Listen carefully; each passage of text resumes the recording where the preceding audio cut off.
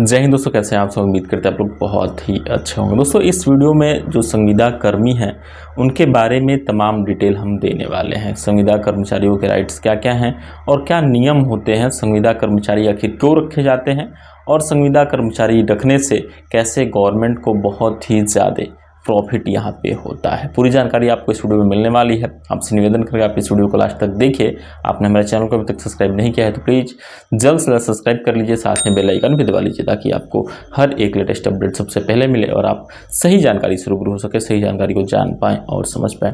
दोस्तों संविदा कर्मचारी 3 तरह से रखे जाते हैं, जैसे कि 1 साल के लिए, 3 साल के लिए या फिर 5 साल के लिए।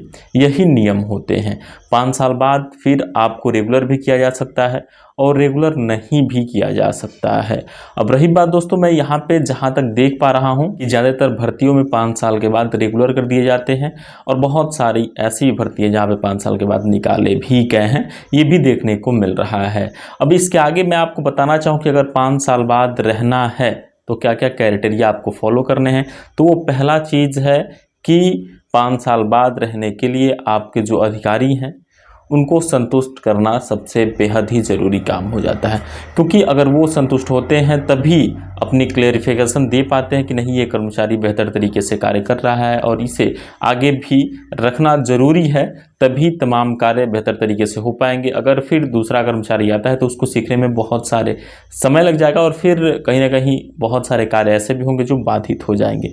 तो जो सीनियर अधिकारी हैं उनको भी संतुष्ट होना बहुत ही ज़रूरी है। अब रही बात दोस्तों यहाँ पे सुविधा की कि जो गवर्नमेंट एम्प्लॉई है उनको क्या सुविधा मिलती है और जो संविदा एम्प्लॉई है उनको क्या क्या सुविधाएं मिलती हैं। दोस्तों गवर्नमेंट एम्प्लॉई को भत्ता मिलता है और सैलरी भी ज़्यादा होती है गवर्नमेंट एम्प्लॉय की, और जो संविदा एम्प्लॉई है उनकी सैलरी भी कम होती है। इनको छुट्टियां भी बहुत कम मिलती हैं और गवर्नमेंट एम्प्लॉय को छुट्टियां भी ज़्यादा मिलती हैं। रही बात दोस्तों यहाँ पे सवाल आते हैं क्या संविदा कर्मी गवर्नमेंट एम्प्लॉय हैं, तो यहाँ पे क्लियर आप नहीं बोल सकते कि गवर्नमेंट एम्प्लॉय हैं।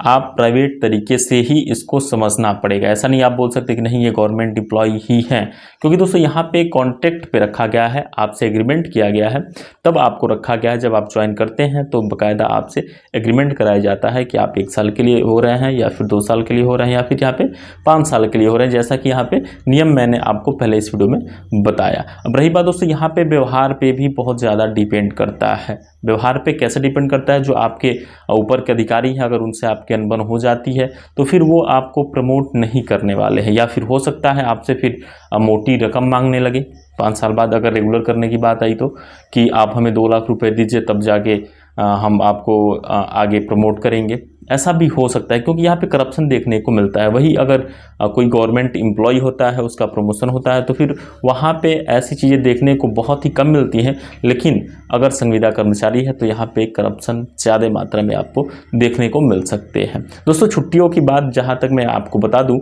तो छुट्टियाँ 1/4 मिलती हैं संविदा कर्मचारी को, जो कि गवर्नमेंट एम्प्लॉय के बदौलत। गवर्नमेंट एम्प्लॉय को अगर 100 दिन की छुट्टी मिलती है तो यहाँ पे जो संविदा कर्मचारी है उसको मात्र 25 दिन की छुट्टी मिलेगी।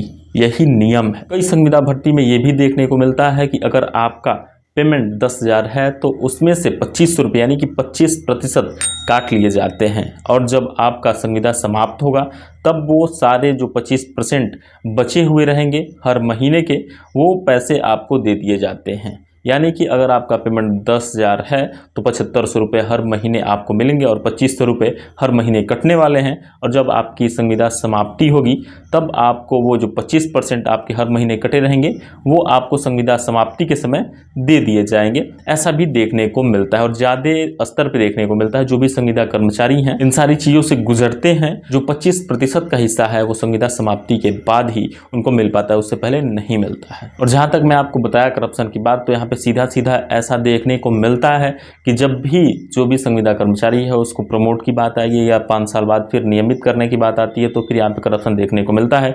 जो भी अधिकारी के हाथ में ये सारी चीज़ें जाती हैं कि हाँ आपको देखना है कौन बेहतर कार्य कर सकता है, कौन बेहतर तरीके से कार्य किया है, तो वहाँ पे करप्शन देखने को मिलता है। जो भी बड़े अधिकारी हैं वहाँ पे डिमांड करते हैं कि आप हमें 2 लाख रुपए दीजिए, 4 लाख रुपए दीजिए, तब हम आपको प्रमोट करने वाले हैं। ये सच्चाई है दोस्तों। रही बात दोस्तों अब श्रेणी की कि संविदा कर्मचारी की श्रेणियाँ कितनी होती है। दोस्तों मुख्य तौर पर इनको 2 श्रेणियों में बांटा गया है।